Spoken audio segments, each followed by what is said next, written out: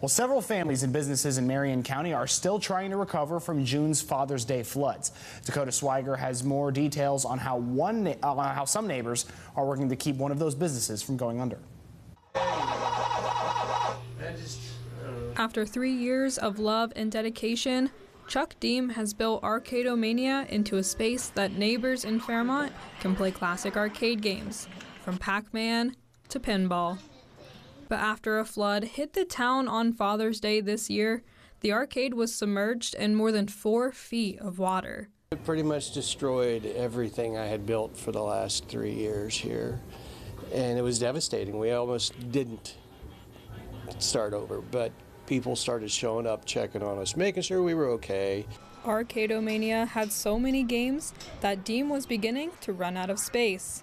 But after the floods, more than half were lost to water damage, and he had to close the arcade.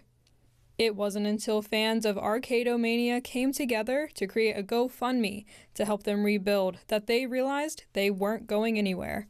Deem says this gesture was overwhelming for him and his family. It was ugly cry, and that's what it was. When we found out all these people were just shoving us forward, cheering us on, it was just amazing what people came together and did, and it just blew me and my wife away. I couldn't believe it. And like I said, if it wasn't for the GoFundMe, we would have never been able to afford the parts.